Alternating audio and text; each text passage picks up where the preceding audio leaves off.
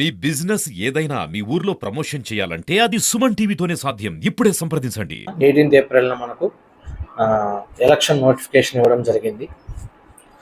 దానిలో భాగంగానే district election officer గారు నోటిఫికేషన్ ఇచ్చిన తర్వాత యాజ్ అ రిటర్నింగ్ ఆఫీసర్ మేము కూడా ఫార్మ్ 1 నోటీస్ ఆఫ్ ఎలక్షన్ ఇస్తున్నాం. ఈ యొక్క నోటీస్ ఏంటంటే this is called form 1 notice of election returning officer గారు ఇస్తారు. ఈ భీమవరం అసెంబ్లీ కాన్స్టిట్యుయెన్సీకి సంబంధించి ఈ నోటీస్ ఇస్తున్నాం.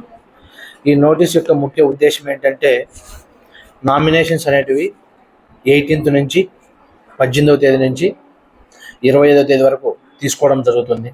అలాగే ఏ ప్లేస్లో ఈ నోటిఫికేషన్స్ తీసుకుంటారు అంటే నామినేషన్స్ తీసుకుంటారు అంటే మన ఆర్డీఓ ఆఫీస్లోనే ఆర్డీఓ కార్యాలయంలోనే రిటర్నింగ్ ఆఫీసర్గా ఉంటారు. ఇక్కడే నామినేషన్ పత్రాలు తీసుకోవడం జరుగుతుంది.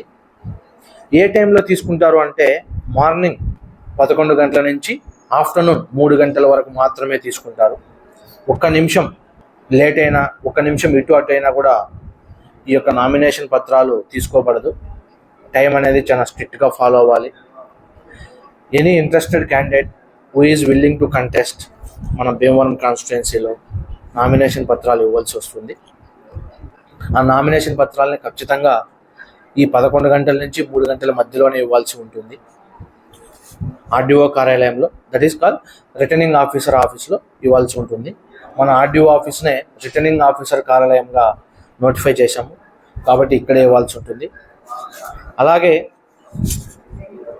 పబ్లిక్ హాలిడేస్లో నామినేషన్ పత్రాలు స్వీకరించబడవు. అది కూడా ఇంట్రెస్టెడ్ క్యాండిడేట్స్ ఎవరైతే కంటెస్ట్ చేయడానికి ఇంట్రెస్ట్గా ఉన్నారో వాళ్ళందరూ కూడా గుర్తించాలి.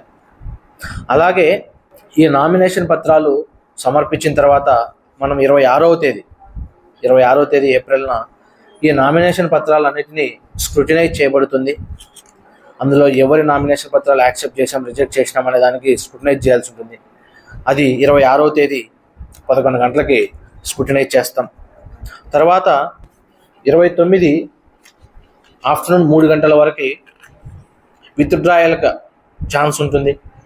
ఎనీ పర్సన్ ఎవరైనా కూడా విత్డ్రా చేసుకోవాలంటే 29వ తేదీ మధ్యాహ్నం 3 గంటల వరకు టైం ఉంటుంది, విత్డ్రా చేసుకోవచ్చు. ఆ తర్వాత క్యాండిడేట్స్ ఫైనలైజేషన్ జరుగుతుంది. ఇంకా ఇక్కడ కొన్ని విషయాలు మీకు చెప్పాలనుకుంటున్నాను. ఎవరైనా నామినేషన్ పత్రాలు దాఖలు చేయాలంటే ఈ 18వ తేదీ నుంచి 25వ తేదీ మధ్యలో రిటర్నింగ్ ఆఫీసర్ కార్యాలయానికి రావాలి. అది 11 గంటల నుంచి 3 గంటల మధ్యలోనే రావాలి. అలాగే కొన్ని షరతులు ఉన్నాయి. 100 మీటర్స్ దాటి ఓన్లీ 3 వెహికల్స్ను మాత్రమే అలో చేయడం జరుగుతుంది. ఈ ఆర్ఓ కార్యాలయం, ఈ రిటర్నింగ్ ఆఫీసర్ కార్యాలయం చుట్టూ 100 మీటర్స్ మార్కింగ్ చేయడం జరిగింది.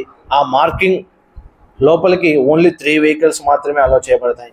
అలాగే రిటర్నింగ్ ఆఫీసర్ గారు రూమ్లోకి ఓన్లీ 5 మెంబర్స్ని అలో చేయబడతారు, ఇంక్లూడింగ్ క్యాండిడేట్తో పాటు ఇంకొక 4 రిటర్నింగ్ ఆఫీస్ రూమ్లోకి అనుమతి ఉంది. అంతకు మించి ఎక్కువ మందిని అనుమతించరు. అలాగే ఈ నామినేషన్ పత్రాలు ఎవరైతే సమర్పించాలనుకుంటున్నారో వాళ్ళు కొన్ని నియమ నిబంధనలు పాటించాలి. అవేంటి అంటే సెక్యూరిటీ డిపాజిట్ అనేది ఒకటి చేయాలి. అలాగే వాళ్ళు ఇంకా తీసుకోవాల్సిన జాగ్రత్తలు ఏంటంటే నామినేషన్ పత్రాలతో పాటు అఫిడవిట్ను కూడా తీసుకురావాలి. అఫిడవిట్ను కంప్లీట్గా ఫిల్ చేయాలి. అన్ని కాలమ్స్ ఫిల్ చేయాలి. ఎక్కడైనా కూడా వాళ్ళకి అప్లికబుల్ కానీ కాలమ్స్ ఉంటే అక్కడ నాట్ అప్లికబుల్ కానీ నిల్లు కానీ రాయాలి. అఫిడవిట్ను బాగా ఫిల్ చేయాలి.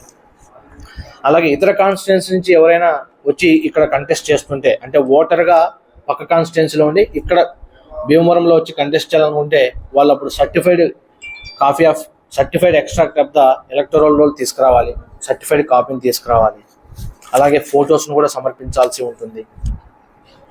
ఇంకా వచ్చేసి ఎవరైనా కూడా ఎస్సీ ఎస్టీకి సంబంధించి ఈ సెక్యూరిటీ డిపాజిట్ కన్సెషన్ ఎవరైనా అడుగుతూ ఉంటే వాళ్ళు క్యాస్ట్ సర్టిఫికేట్ని డిపాజిట్ చేయాలి.